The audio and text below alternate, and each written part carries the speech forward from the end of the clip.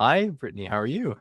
Doing really good, thanks. How are you doing? I'm doing good. So first, we're going to start off extremely easy, and we're just going to talk about your coaching journey. So what made you want to become a coach? Um, to be honest, I started the training with no idea what coaching was. I really had no idea. And it's not even really what I expected it to be. I just kind of started it because I wanted to get into a career where I could help others. And this this is definitely going to be a way that I can help people that were in my position. So I'm coaching specifically people with ADHD. And I was diagnosed, I guess it was about 2.5 years ago. So I was 37 years old. And so being late diagnosed, it was difficult, just kind of knowing that I Very wasn't late. Late really late. to figure that out. Yeah. Totally. And I just felt like I was Wrong. dumb and lazy and Yeah. broken basically because everything that the people around me were doing seemed so effortless. Like, oh, they can do their taxes on time and they can do their laundry and just like these simple things. And I really knew nothing about ADHD until it kind of started popping up on my social media. And I was like, oh, this is super relatable. So Mhm. maybe I should talk to my doctor. And that's exactly what I did. I feel like sometimes ADHD gets a bad stigma because so many people are starting to claim like, "Oh, I have it now." So what helps you when you kind of frame ADHD and your mindset of it? um, you know, I, I got that kind of feedback from family members and friends. Oh, everybody thinks they have ADHD. The thing is, I think women especially have been drastically underdiagnosed, Oh, for sure. Oh my undiagnosed. gosh. Yeah. Yeah, and it's just the way that it can present, I think, in women. For me growing up, I feel like, you know, you I felt that I was supposed to just be quiet and kind of just fly under the radar and not bring my problems to anyone. And so never asked for help in any way. Most of my life, I still struggle with that. But the biggest thing for me being undiagnosed was that it kind of led me down a dark path. Like an alcoholic. I eventually got into drugs to kind of, I guess, self-medicate myself, which, honestly, I think my ADHD diagnosis is a huge part of the reason why I decided to get sober. Was it a weight lifted off your shoulders when you found out? Like, how did it feel that initial where You were you know, at position-wise? Like, were you get dabbling in the drugs and the I alcohol, was heavily when you got diagnosed? Where when were I you got at?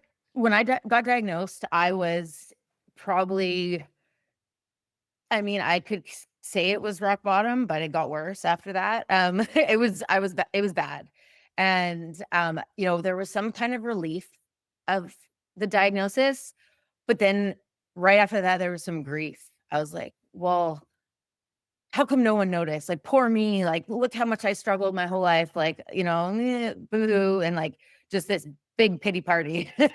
So I again went to see other Spiral. doctors Yeah. and things like that, and eventually got myself into a treatment center and got sober, and I'll be coming up Hold on. 2 years. Let's Yeah. talk about I wanna hear that process really quick. So, yeah, I don't wanna brush Oh, over yeah, that. sorry. Yeah.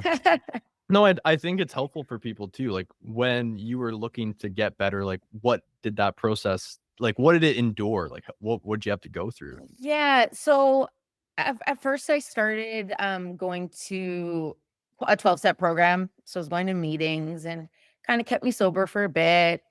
Brittany, if you don't mind, I'm so Yeah. sorry to cut you off, but do you mind talking about even Oh. before, like, do you mind talking about sort of what rock bottom was? Because I feel like it might be nice leading up to talking about the recovery, because I Yeah, feel for like sure. I know a lot of this, but I feel like people who are listening don't know you at all. So Yeah, for yeah. sure. Um, well, I would say like from the very beginning, um, I guess it started with weed and alcohol, Oh yeah. in high school. Like the first time I got drunk, I think I was 12. And Really? I puked all over my parents' house. Like it was on Oh Christmas my Eve. god. It's a really special story. Is that like a family party that It oh was, my yeah. gosh. So, and it wasn't like I just didn't know the limit. Like I just was like, oh, here it is. Let's just drink as much of it as we can. Yeah. Um, Blacked out, puked everywhere. Not a fun story. When I think back, you'd think if I got so sick at such a young age from that, why would I continue?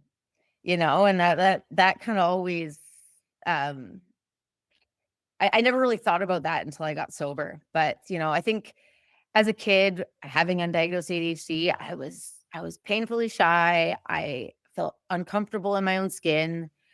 And, drinking was the only thing that made me fun and social. I'm like, whoa, like people like this, Brittany.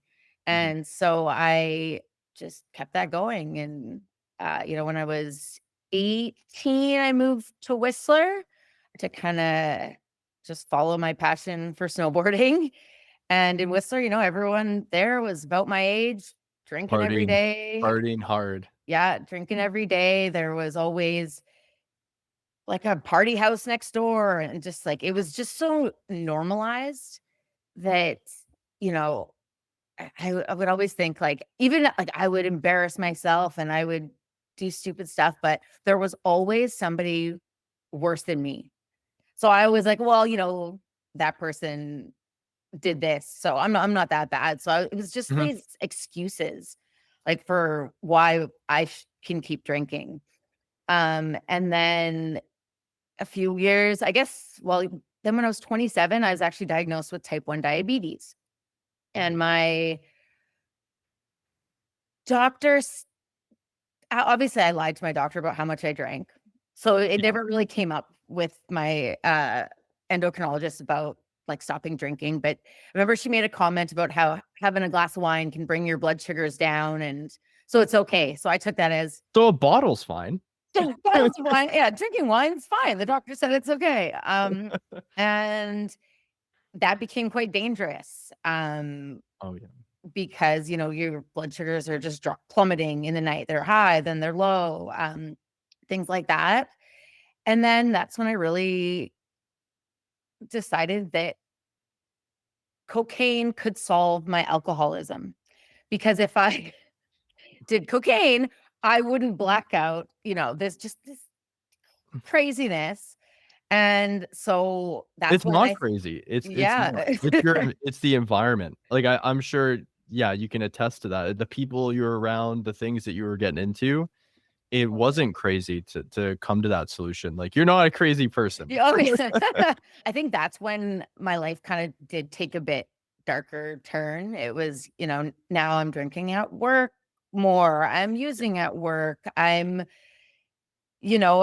that's when my friends kind of started to notice. So, well, if they don't like it, well, then I don't need them as friends. So now I'm, just going down like a totally different path. And with the drinking and the cocaine use, I started having seizures. So I had, I think, 4, 5 seizures, and that didn't even stop me.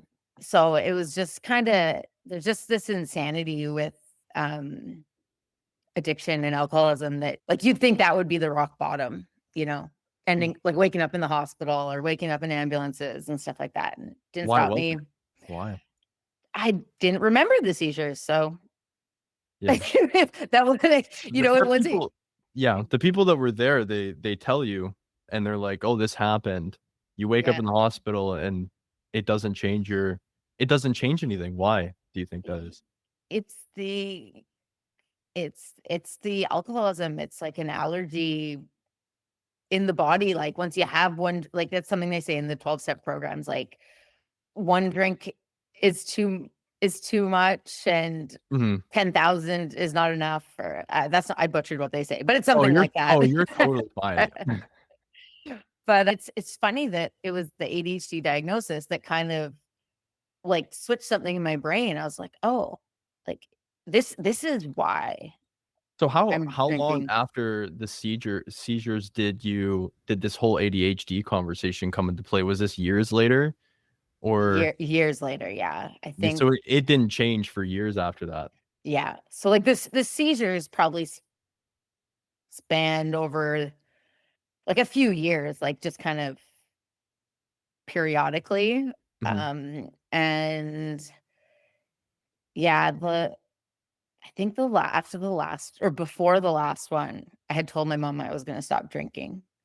And then she got a call from a friend and told her what happened. And like that was a little bit of a push too. I was Yeah. getting a lot of pressure from family to get help. So I started going to meetings and things like that. And they were telling me, one drink's too much.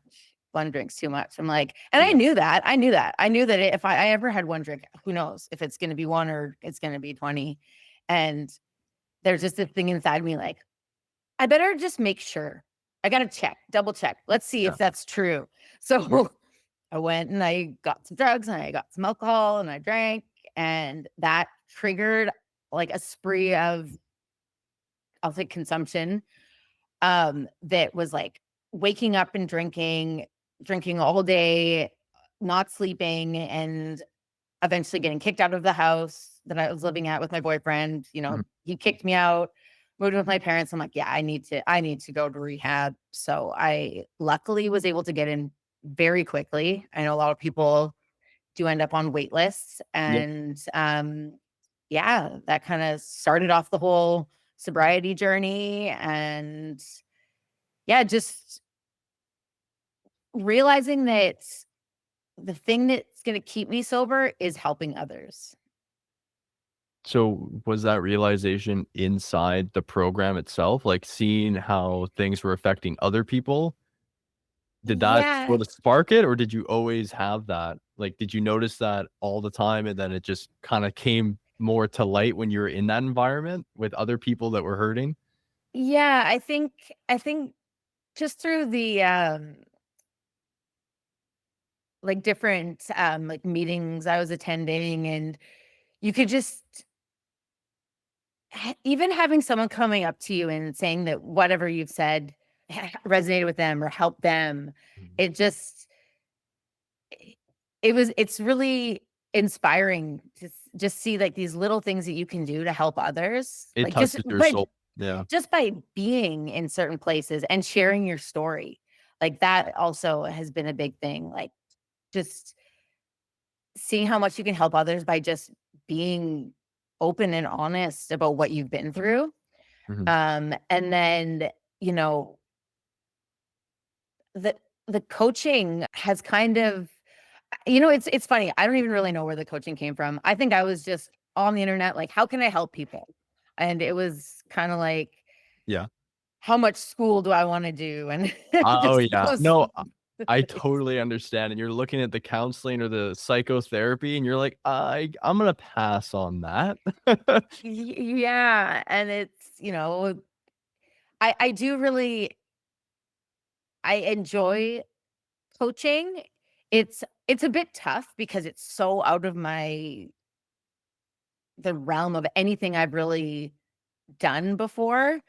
And it's just that kind of confidence, you know?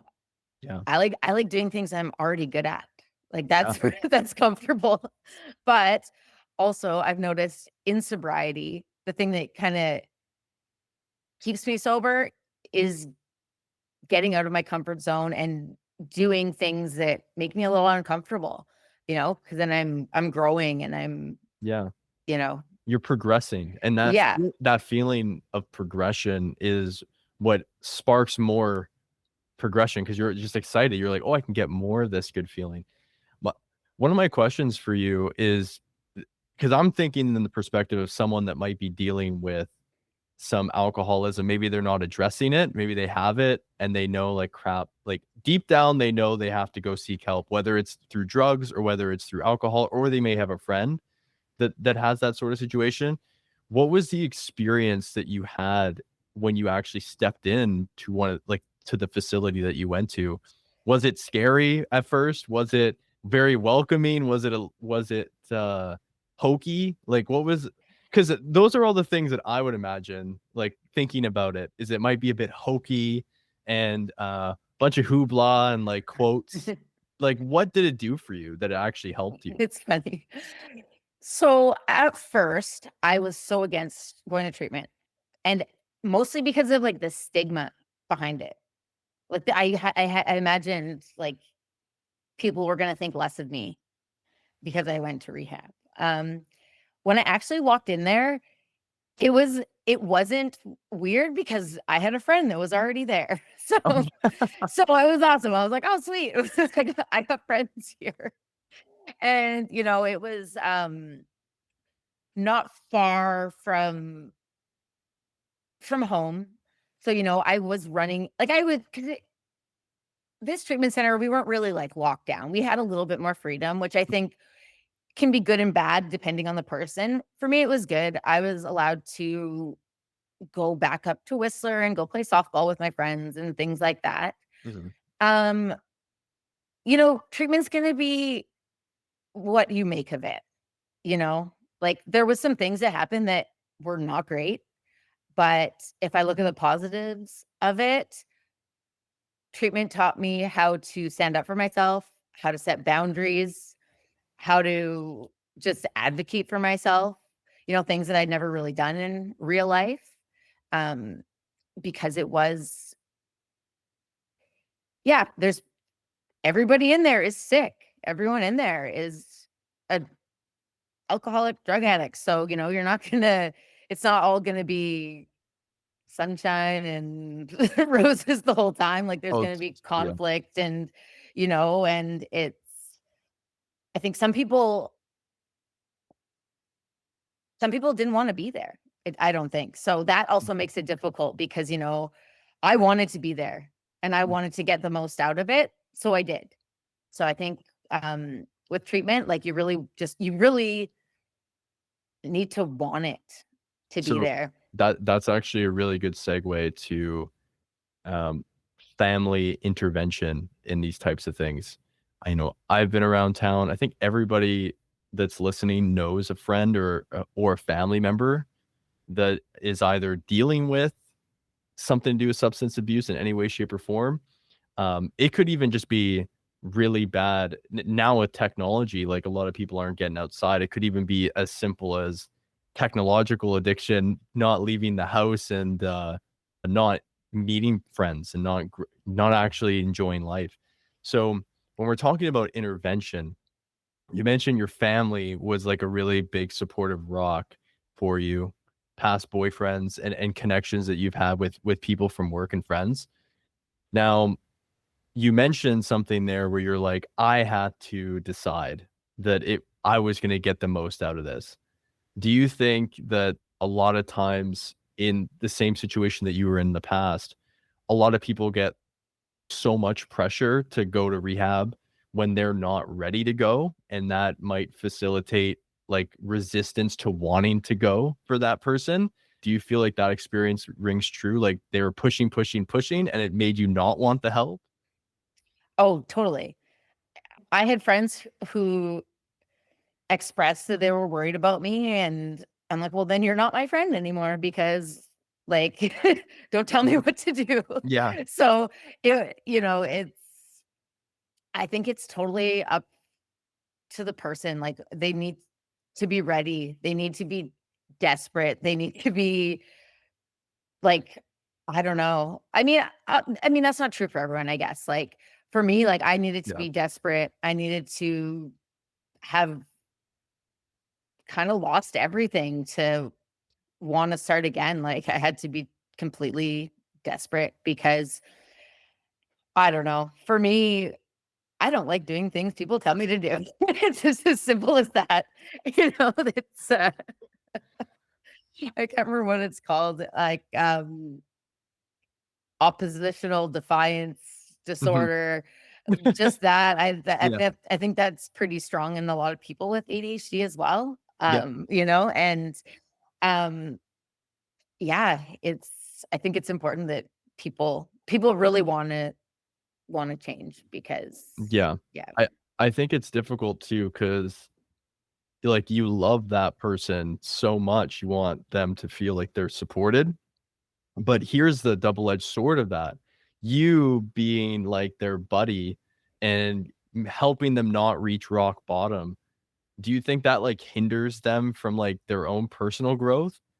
Like, how much of a percentage are we talking here? Like, if I'm helping somebody who's, let's say, just above rock bottom, and I'm like, "Oh, I'll take you to the pool or the rec center. We'll go out for dinner on me. Like, we'll hang out. We'll go to the gym, once every couple weeks. Like, I'll reach out to you."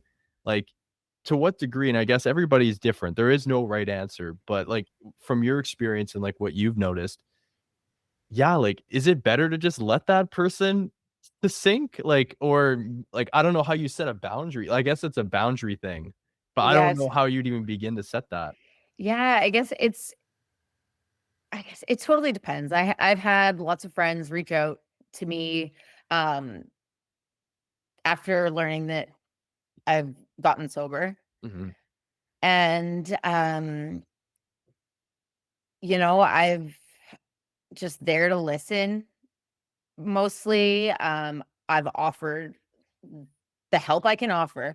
mhm, Basically, I'm like, "Well, if you want me to pick you up, we can go have a coffee and talk about this. I yeah, can give you the information to the treatment center that I went to.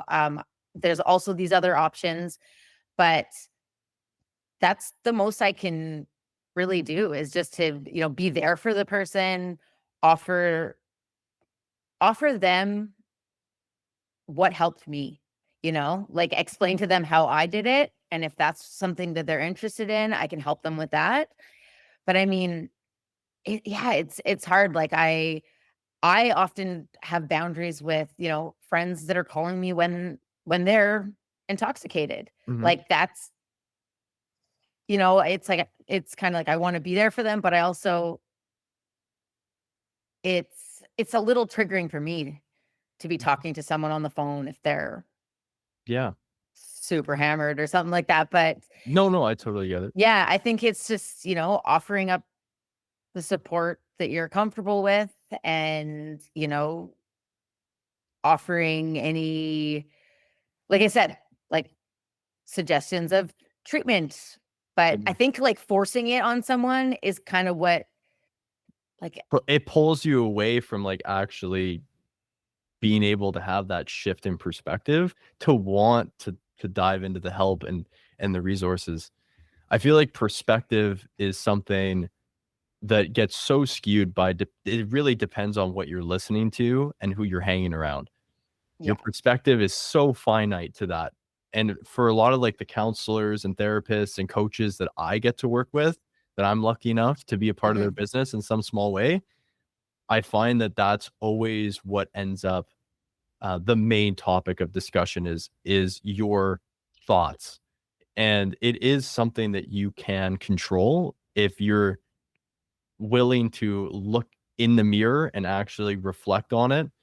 So for you, it sounds like this experience when you went to rehab actually helped you internalize like what am I actually like what is causing these things to happen? So is there like a in the facility you went to, it's like a 12-step thing? Is because I know there's a lot of people that are kind of they're thinking about it like, is it this strict program of like, there's 12 things we need to accomplish and then I'm sober? Or is it sort of like you're going there, you're hearing people out, you're seeing people that are maybe 10 years down the road where you're heading if you don't change, sort of thing. And you're seeing these lives and the effect that, negative effect that they're having with their family, their relationships are struggling, right? Um, so there are some treatment centers that are like 12-step based. So that's Mhm. kind of following the like a book of Alcoholics Anonymous. What do you think about that? Mine wasn't. Mhm. I still am a part of a couple 12-step fellowships. Um, but it wasn't like forced upon you in this treatment center. Honestly, I think one of the biggest things for me in treatment is the routine and the consistency and the things like that. You got to be up every morning at this time. You have to make your bed. You have to keep your room in order. You have chores. You have like it's that structure, and I think that's something gets lost pretty quickly when you're in addiction. Mhm.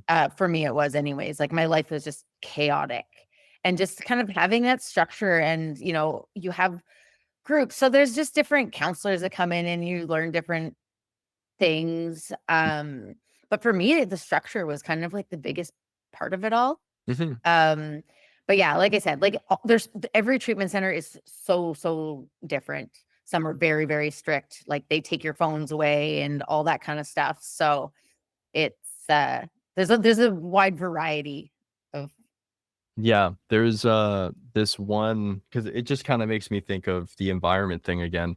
There's this one study that was done. I'm gonna butcher it, but I'm gonna say it anyways.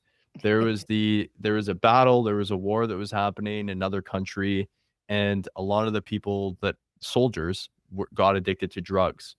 But when they flew back to America or Canada or wherever they came from, back to their home country where that environment wasn't there anymore, they were able like a lot of them, like a pretty high percentage were able to shake like heroin addiction and things like that. I don't know if you ever heard about this before. This no. yeah, so it was and again, I'm completely butchering it, but basically the study was saying like once you separate yourself from an environment in such a drastic way as like you're leaving this country, you're leaving your uniform as well as your like your position and all that stuff, the people you hang around, it all changes completely. The the possibility to break addiction goes like way up. So I can understand why some places might want to take your phone away and do that sort of stuff because they don't want you Hmm. contacting those friends that call you drunk. Oh, you Yeah, gotta come out tonight. You gotta those totally, calls. totally. Yeah, our my treatment center they they didn't take my phone away because I have diabetes.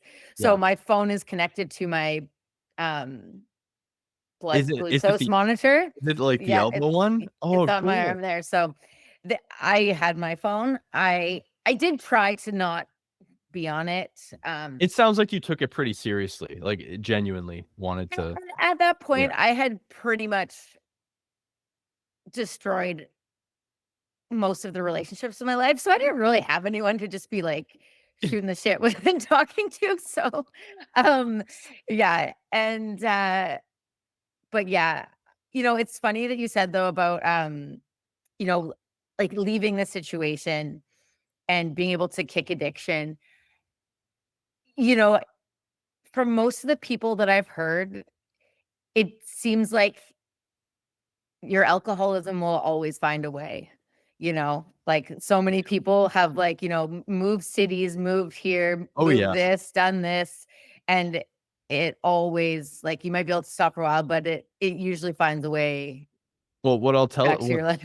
yeah, I've personally known, like, one true alcoholic. No names, no more than that, I'm Of gonna course. say, and from that experience, I found that especially with alcohol, it's so readily like, you can drive 5 minutes and get to a liquor store. You can probably even walk. Like, near my place here in Aldergrove, there's, like, 3 within, like, a 15-minute walk. 3 different liquor stores that you could go to, and that's not even counting the bars that you could go to. So, um yeah, it's pretty readily available, but I did find knowing, that Mhm. person who had that issue, that genuinely it shocked me. Like, for me, I've been really blessed, like, I can have a can of let's say, a Hey Y'all or a beer, and I can put it down and be done for the night. But this person, if they were next to me and they had a beer, it was a bottle of wine. They didn't care if they were drinking it by themselves. It was a case after that, and it was waking up to like the smell of alcohol. So yeah, yeah. I've I can see what you're saying. And I Yeah. think that it maybe more so in that example, it was like they just couldn't easily get access to heroin. They didn't have the connections for it. Yeah, for So sure. maybe I think that played a huge role in it. So yeah. Totally. Yeah, I know, my parents are really good, they don't drink a lot, but when we've had family gatherings, my mom's like, "Is it okay if there's gonna be wine?" I'm like, "That's totally fine, just as long as there's no cocaine." So, she's been That's keeping the hilarious. cocaine away from me, so that's nice of her. So now because now you're 2 years sober, right? Almost, coming up Almost to two. Oh, yeah, so excited. When's the exact date? June 28th. Oh my gosh. Okay, Yeah. so with that coming up and now coming into coaching, like how I would love to hear more of your approach to like what you want to take as a coach from your life experience and like how you want to use that to approach like taking on a new client. Is there anything that you've learned through kind of your journey that you think can help people either go towards their goals or help themselves deal with addiction? Like, what do you want to focus on? Who would be best fitted for you, and what type of approaches do you think that make you a little bit unique? I think well, basically my training is for, um, people with ADHD. Um, I have found in treatment and just with my experience with working with other alcoholics, many, many, many of them have ADHD or have undiagnosed ADHD. So I just think that I would kind of like to be supporting people like that were kind of late diagnosed with ADHD, struggled with addiction, and I think just my experience helps me to just understand what they've gone through, the struggles that they're having. Um, yeah, and I think it's just kind of being able to be compassionate. I think opening up about addiction especially isn't easy, you know, um, Mhm. to talk about the things. There's a lot of shame, and guilt a lot of the time when you're talking about what's happened in the past so I think just I want people to know that I've been through it all, so that You've had a rough yeah. 30 so years. Yeah. Yeah, so, I would hope that people would feel comfortable to open up and And not feel shame. know Yeah. yeah, because, I've There's no shame. there's no Yeah. no shame, and yeah, and I don't want people to because I think there is a bit of a stigma with alcoholism, and it's embarrassing. I've had friends reach out and, I've, you know, made suggestions and they don't wanna go Yeah. to a meeting, they don't Yeah. wanna do this because they don't want people to know that they have a problem, and if you suspect you're an alcoholic and you don't want people know. They know. They do. That is such They that I'm they gonna clip know. that. That is so Like, you think you're hiding it, but you're not doing a very good job. I can yeah. almost guarantee it. Like, I thought nobody knew. Everybody knows. Everybody I knows. I And if can tell. Yeah, no, please go ahead. yeah, I was gonna say, there's all these other things, I thought, "Oh, well, what if people are gonna, you know, force me to drink?" The people that know me don't want me to drink. They know what happens. So no one's like pushing Appreciate it. drinks towards me. They're like, "Oh, thanks for not drinking. We appreciate this for Yeah. yeah, you're not Yeah. gonna ruin this family event or whatever it is." Yeah. And I to be honest with you, from my experience knowing like the alcoholic, I through that experience, I genuinely did not fully understand it. Like And I think a lot of people, it's the same thing. It's the stigma, like the ADHD stigma. It's the stigma around the alcoholism. For one, like I have my opinion on the ADHD, which I do think a lot of people do abuse it, and using it as an excuse is not okay with me. Using it as a bounce board to, okay, well, how do I deal with this and what approaches can I use? I love that. And there are people who need that desperately.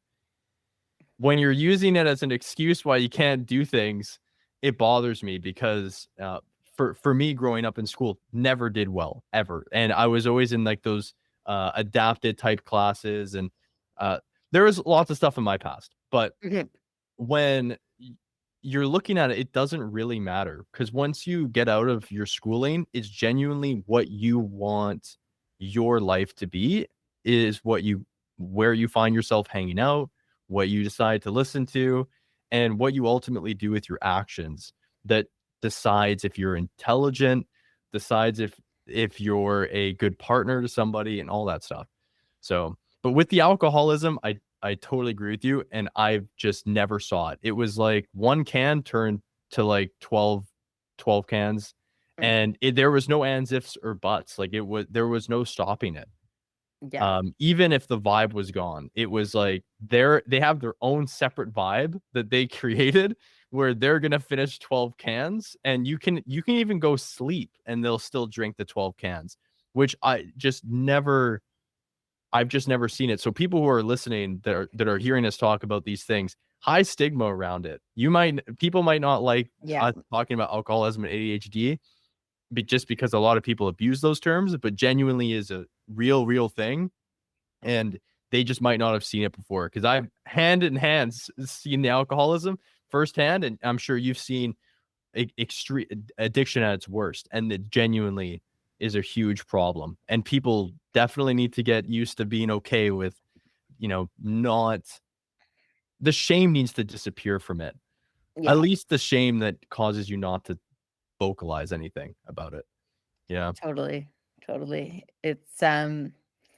Yeah, I think whether it's like ADHD or alcoholism or addiction, just like knowing that it's not you're not broken and it's not your fault,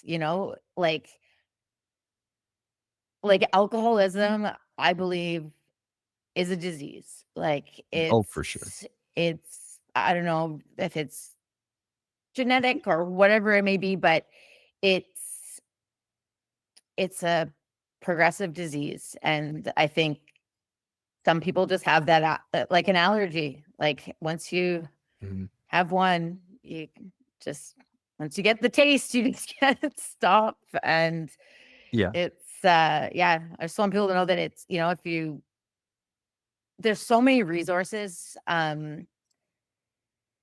to get help for Is there addiction any and alcoholism. to you? Like if you were to tell a younger you to read this one book or to go to this maybe this YouTube channel, is there any specific resource that like really like helped you in that journey of rebuilding? Because I want to go back to rebuilding after this, but yeah.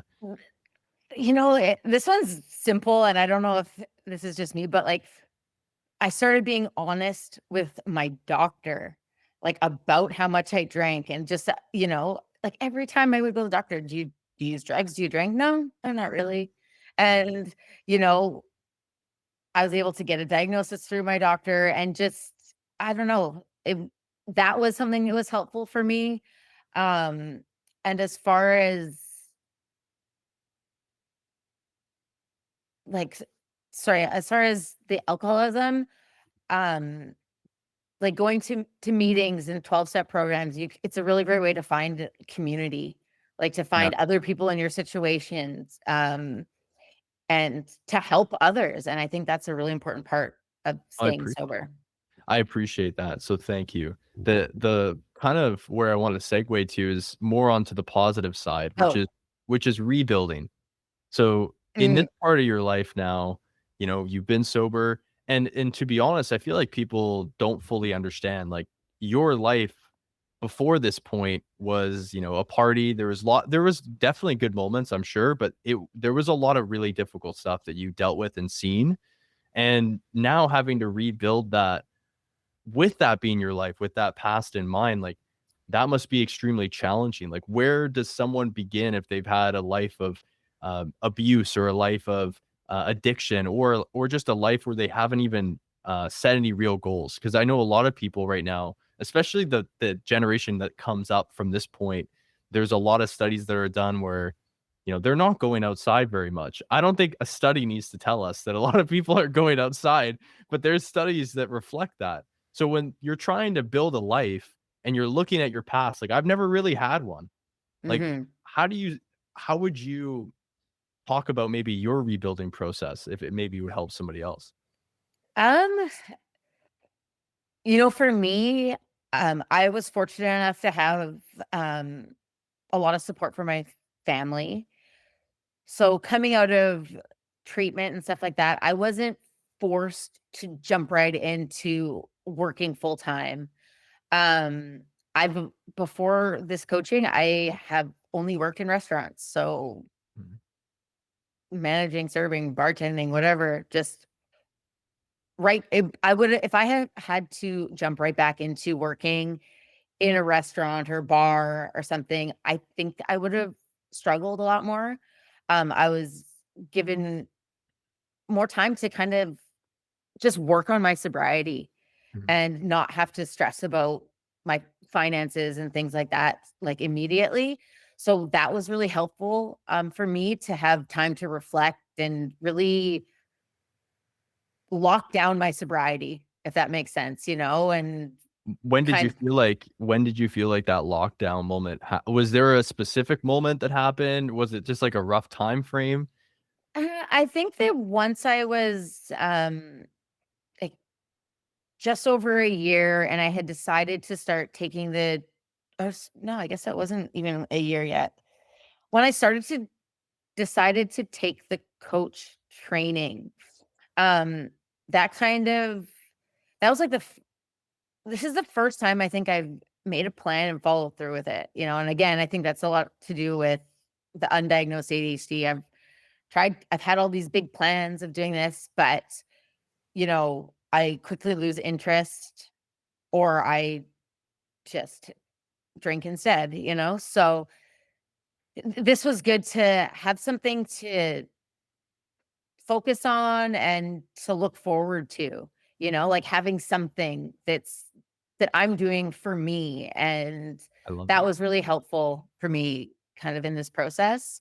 Um, it's not been easy. We kind of talked about this before this, that, Yeah, I'm coming owning up. your own company. Yeah, Owning your own company is not easy.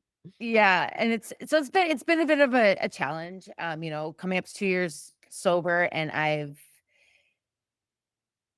I feel like I don't know who I am. I spent most of my life as like this party girl person, and now I'm shifting into this professional coach, business owner, and I'm like, oh, I don't know. It doesn't feel comfortable yet, There's a so it's a bit of a struggle. There's almost like an identity crisis that Right. comes when you step into it. Like, when I left the cemetery that I was working at, and I was like, I made a goal. I was like, I don't know how long it's gonna take. I don't know what jobs I gotta bounce from to like get this to work, but I am going to start a marketing agency. I'm gonna do it. And it just took a bunch of time. Like, I bounced from a couple jobs trying to get my feet on the ground. I think a lot of people see these, like, whether it's TikTok or Instagram, it's all sort of the same. But you see these videos where it comes up like, I made $1 million a month, and it's like this 22-year-old that's talking, and you're looking at this guy like, how have you made $1 million a month? And what do you do? Oh, I did drop shipping stores there. Or I'm a coach and I made this much, 50 grand a month. And it just makes you feel like you're insignificant. Like, the amount that you do is insignificant. But what I really like that you said is what entrepreneurship is to me, and from the people that I've had a blessing to work with and know, is it's a self journey. From what I find, entrepreneurship, and I don't know if you've had the same experience, but it's not really a matter of like money. It seems like people start businesses to make money. I think people start businesses because they decide they want to work on themselves, and this business is the vehicle that helps them achieve the goal of like that feeling of progression that you mentioned. Totally, yeah. I think too in my mind, I'm like, "Oh, this would be I can do this remotely, so I don't have to live I can live wherever I Yeah. want." Like, that was kind of the main thing. I was like, "Oh, this will be give me some freedom." But again, sometimes it's too much freedom and I'm not giving the business Yeah. enough attention. So, again, it's just finding a balance between yeah. You become your own boss. I feel like people really, really, really, really, I'm super passionate about this. They say stuff like, "Oh yeah, it'd be so easy if I work from home. I have my own home office. Be so easy." I'm telling you from personal experience, having a home office and working from home is extremely there's a lot of challenges. I'm not gonna downgrade people that go to an actual job site and they get their hands dirty. I did that for years. I get it.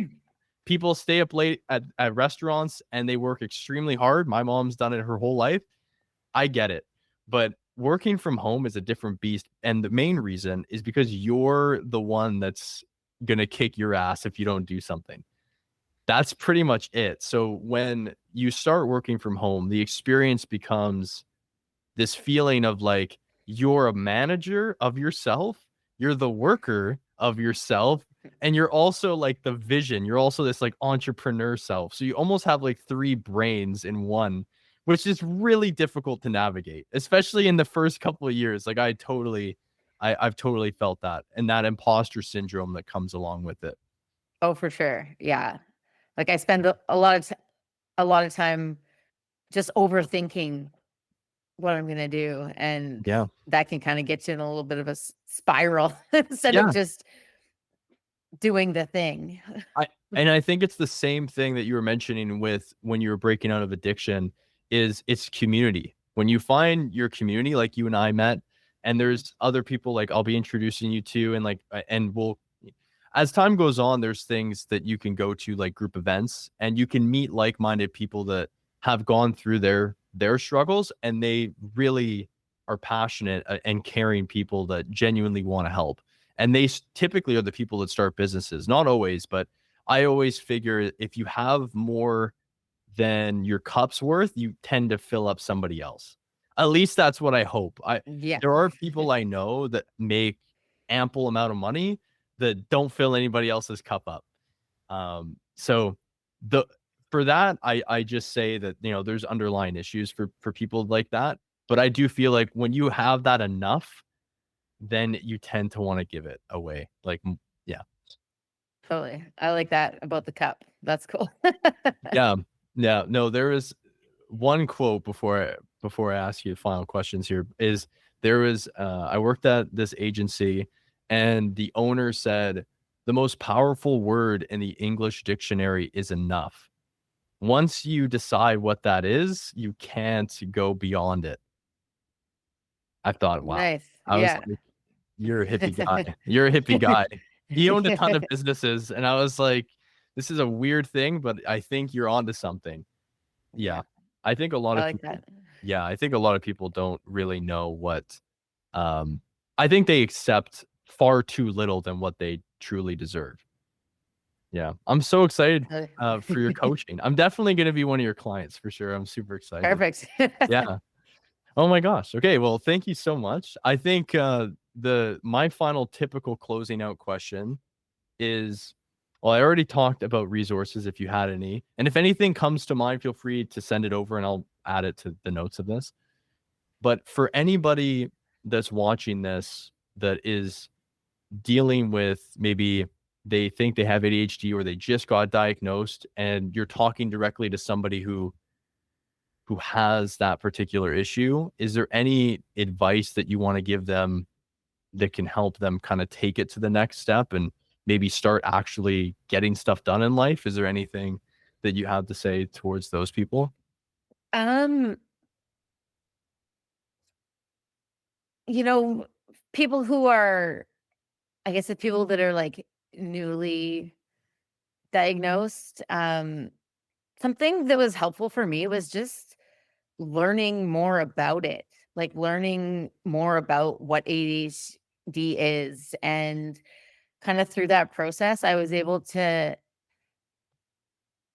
figure out things that work for me, understanding that my brain doesn't work the same as someone with a neurotypical brain. Like, so there's systems that I can create in my own home that make sense to me and work for me. Like, I don't need to, my life doesn't need to look like somebody else's life.